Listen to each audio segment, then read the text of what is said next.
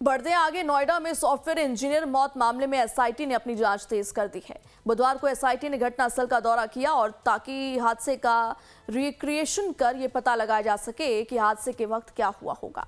इससे पहले 3 सदस्यीय विशेष जांच टीम ने मंगलवार को मृतक इंजीनियर के परिवार से मुलाकात की और विस्तार से घटना के बारे में जानकारी ली।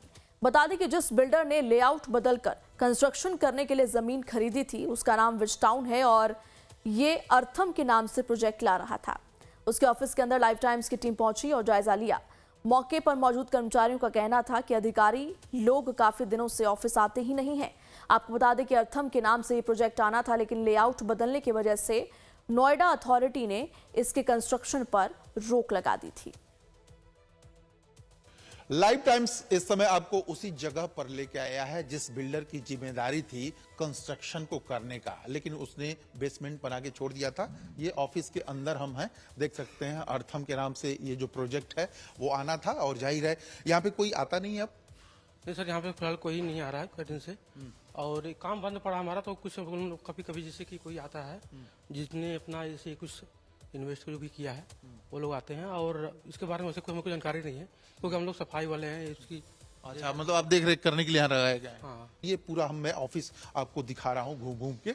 जिस कंपनी को बनाने का दावा मिला था, आप देख सकते हैं खाली पड़ा है, सुनसान पड़ा है। और लाइफ टाइम्स आपको लेके आया है। जब से घटना हुई है उसके बाद से यहाँ पे आपको कोई नहीं दिखाई देगा।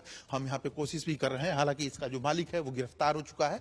अब ऐसे में समझ सकते हैं कि जिन लोगों ने प्रोजेक्ट में पैसे लगाए हैं, जो लोग हैं, उनका पैसा अब डूबता हुआ साफ तौर पे नजर आ रहा है। आगे आइए, हम आपको और दिखाते हैं। ये बड़ा बड़ा बिल्डिंग बोर्ड और ये तमाम चीजें, ये देखिए, ये अर्थम का ये अच्छा सा बनाया गया था। और बिल्कुल इसके बगल में ये देखिए जो बनना था। लाइफ टाइम्स आपको लेके आया है ये दिखाने कि जो प्रोजेक्ट बन रहा था वो इसके ऑफिस के अंदर, ये जो सीवर है, यहाँ पे हादसा हुआ है। थोड़ी दूर पे नजर दौड़ाएंगे आप तो आपको पूरी चीज समझ में आ जाएगी। जाहिर है एक एक परतें हम उखाड़ के रख लेंगे जो सॉफ्टवेयर इंजीनियर की मौत से जुड़ा मामला है, और लाइफ टाइम्स आपको एक एक चीजें बारीकी से दिखाएगा। और ये देखिए, ये बेसमेंट खोद के छोड़ दिया गया था अर्थम की तरफ से। आपको सरिये वगैरह यहाँ पे दिखाई दे रहे होंगे। ये सरिये वगैरह कंस्ट्रक्शन का काम शुरू भी हो चुका था, आप समझ सकते हैं। और ये सब हमारे पास सबूत भी है जो कंस्ट्रक्शन का काम हुआ। बाद से इसमें पानी भरना शुरू हुआ। पानी भरने के बाद से रेहंतम ने हालांकि लेटर भी लिखा है अथॉरिटी को कि सीवर बनाने का काम, सीवर को रिकंस्ट्रक्ट करने का काम हमारा नहीं है, जिसका जवाब प्रॉपर अथॉरिटी ने भी नहीं दिया है। यानी कि दोषी सिर्फ एक नहीं है कि बिल्डर को दोषी करार दिया जाए, अथॉरिटी भी इस पूरे मामले में दोषी है। बहरहाल ये पूरा ऑफिस देख सकते हैं कि जो कुछ कर्मचारी हैं उनको यहाँ पे छोड़ के बाकी मालिक गिरफ्तार हो चुका है, बाकी जो लोग हैं वो फरार हो चुके हैं। कैमरामैन भरत राउत के साथ में प्रशांत त्रिपाठी, लाइव टाइम्स, नोएडा। नोएडा 150 की घटना के बाद से लोगों का गुस्सा उन कर्मचारियों और अधिकारियों पर जमकर फूट रहा है जिन्होंने सॉफ्टवेयर इंजीनियर को बचाने के बजाय हाथ बांधकर मूक दर्शक की भूमिका निभाई। लोगों का साफ तौर पर कहना है कि ऐसे कर्मचारियों और अधिकारियों पर सख्त एक्शन होना चाहिए। फॉग लाइट न होने से कैसे आप बाल बाल बची हैं, बताइए। ऊपर वाली की कृपा है, ऊपर वाली की कृपा है। मैं रुक गई, मैंने कहा मैं देखूं, मैं जा कर रही हूँ, और बिल्कुल मैं सड़क के कोने पे पहुंची हुई थी। बिल्कुल धुंध अंधेरा, लाइट बिल्कुल नहीं, बिल्कुल कुछ नहीं, एब्सोल्युटली व्हाइट। और स्ट्रीट लाइट नहीं है, व्हाइट मतलब धुंध। जो लोग उस समय मौके पर मौजूद थे और उनको इस घटना से बचाने के लिए पर्याप्त साधन थे, वो व्यक्ति अपना प्रयास करके उन्हें बचा सकते थे। अगर वो नीचे नहीं उतरे हैं तो वो भी उतने ही दोषी हैं जितने दोषी यहाँ फुटपाथ ना लगाने वाले, इस पानी की निकासी ना करने वाले लोग हैं, उतने ही दोषी। क्या सजा दी जाए उनको, क्या सजा होनी चाहिए? उनको सजा मेरे हिसाब से तो किसी व्यक्ति की अगर जान चली गई है उसकी क्षतिपूर्ति नहीं हो सकती, उस पिता को वो बेटा वापस नहीं मिल सकता।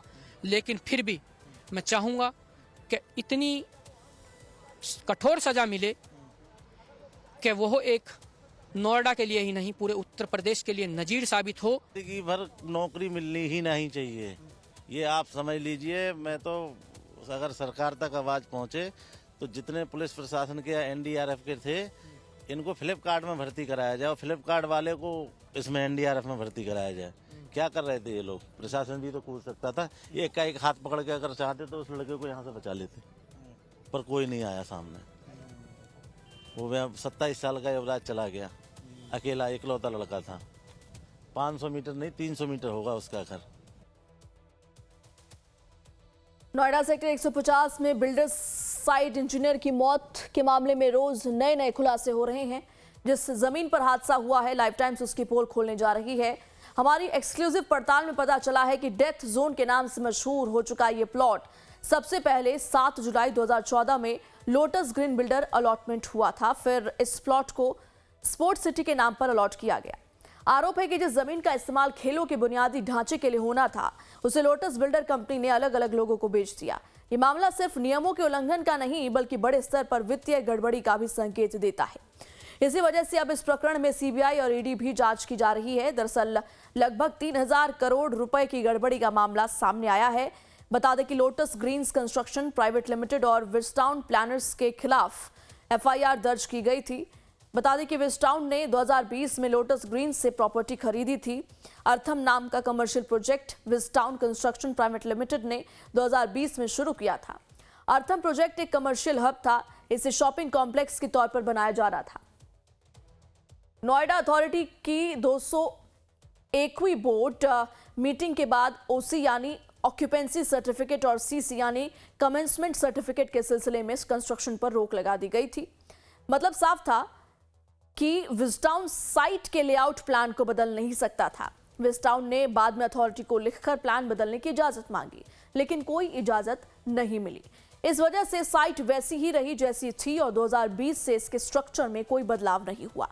इस बीच नोएडा अथॉरिटी ने विस्टाउन बिल्डर्स पर 6 लाख रुपए का जुर्माना भी लगाया। बताया जा रहा है कि बगैर नक्शा पास हुए ही विस्टाउन बिल्डर ने कंस्ट्रक्शन का काम शुरू कर दिया था। जिन बिल्डर्स कंपनियों के प्लॉट के पास हादसा हुआ, उन पर नोएडा प्राधिकरण का भारी बकाया है। इसके बावजूद ना तो बकाया वसूला गया और ना ही साइट पर न्यूनतम सुरक्षा इंतजाम कराए गए। खुले नाले, पानी से भरे प्लॉट और बिना बैरिकेडिंग की सड़कें मौत का जाल बनी रही। अब सबकी निगाहें एसआईटी की जांच पर टिकी है, जिसके बाद से साफ हो पाएगा कि बिल्डर और अथॉरिटी दोनों में ज्यादा कौन दोषी है। नोएडा के सेक्टर 150 में जिस तरीके से इंजीनियर युवराज की मौत हुई, उससे सभी लोग हैरत में हैं। रात के वक्त भी लोग घटनास्थल को देखने पहुंच रहे हैं। हमारे संवाददाता रजनीश सिन्हा रात के वक्त इलाके का जायजा लेने पहुंचे और स्थानीय लोगों से बातचीत की। देखिए। शुक्रवार की ऐसी ही काली रात थी जब इंजीनियर युवराज इस रास्ते से सेक्टर 150 में अपने घर की ओर जा रहे थे और मेरे पीछे जो बड़ा सा गड्ढा है पानी से भरा हुआ, वहाँ युवराज की कार डूबती है और उसकी मौत हो जाती है। ये महज एक युवक की मौत नहीं, बल्कि पूरे सिस्टम पर एक बड़ा सवालिया निशान है। आपको पहले मैं ग्राउंड जीरो की तस्वीर आपको दिखाता हूँ रात के वक्त। देखिए, ये ठीक मेरे सामने ये जो बड़ा सा गड्ढा दिख रहा है, पानी से भरा हुआ गड्ढा, दरअसल इसमें ही उसकी कार अंदर चली गई। ये जो टूटा हुआ है हिस्सा देख रहे हैं, इस जगह से उसकी कार बिल्कुल अंदर सामने चली गई। यहाँ पर लोग खड़े होकर देखते रहे और युवराज सामने डूबते रहे, पर कोई उसे बचा नहीं सका। बताया जा रहा है कि जितने तमाम जो यहाँ पर जितने अलग अलग महकमे के लोग पहुँचे, किसी में सामंजस्य दिखा नहीं और सामंजस्य की कमी दिखी। आप देखिए, जो सामने जो टावर्स दिख रहे हैं, कैमरे में बहुत साफ तो नहीं दिख रहे होंगे, फॉग भी है, लेकिन ये जो सामने में टावर्स दिख रहे हैं, दरअसल यहाँ पर ही युवराज का फ्लैट था जहाँ वो अपने पिता के साथ रहते थे और बिल्कुल युवराज अपने घर के करीब पहुँच गए थे। और ये जो रास्ता आप देख रहे हैं सामने, अगर इस तरफ दिखाएं विवेक, तो ये सामने की ये जो सड़क है, इससे युवराज आ रहे थे। अब यहाँ पर बैरिकेडिंग भी है, यहाँ पर बड़े बड़े होर्डिंग्स लगा दिए गए हैं, लेकिन ये होर्डिंग्स और ये जो स्लोगन सब लगाए गए हैं, stop accidents before they stop you, मगर यहाँ युवराज तो रुक गए और युवराज के साथ जो दुर्घटना हुई, इसके लिए पूरे सिस्टम को दोषी ठहराया जा रहा है। और ये पूरी तस्वीर है इस इलाके की। आप देखिए, इस इलाके को डेवलप किया जाना था। बताया जा रहा है कि इधर स्विमिंग पूल, ये सामने में यहाँ पर भी बेसमेंट जो बना हुआ था, यहाँ पर भी कंस्ट्रक्शंस होने थे, लेकिन इस घटना ने सभी को हिलाकर रख दिया। जिस तरीके से युवराज की मौत हुई, कार डूबी और 12 बजे रात में घटना घटी और 2 घंटे तक युवराज मदद के लिए आवाज़ देते रहे, मगर कोई मदद नहीं पहुंची। सर, क्या लगता है आप लोगों को, क्या लगता है सिस्टम का फेलियर है जिस तरीके से युवराज की मौत हुई है? हाँ, ये तो सरासर फेलियर है।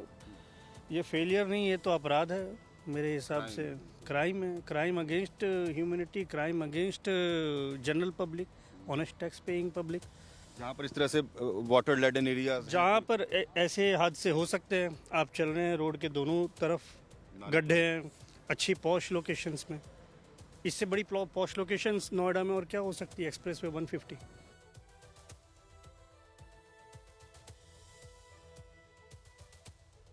डेड जोन के रूप में बदनाम नोएडा के सेक्टर 150 का अर्थम प्रोजेक्ट, इसके आसपास पहले भी कई हादसे हो चुके हैं।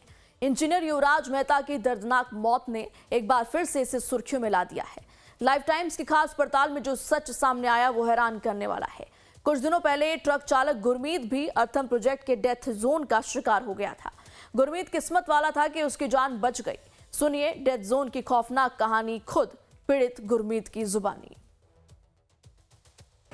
बीते दिन नोएडा में युवराज नाम के इंजीनियर की गड्ढे में डूबने से मौत हो गई। उससे पहले जो गड्ढे में जो गाड़ी थी वो गिरी थी, वो हमारे साथ व्यक्ति मौजूद है, उनसे बात करते हैं। ये बताइएगा युवराज, से पहले आपकी गाड़ी जो है, ट्रक जो है, वो गड्ढे में गिरा था, कैसा मंजर रहा होगा उस टाइम? 31 दिसंबर की रात थी। वहाँ कोई साइन बोर्ड नहीं है, वहाँ कोई मान लो तीर का निशान नहीं है, वहाँ कोई टेप नहीं लगी, कोई फुटपाथ नहीं बना हुआ।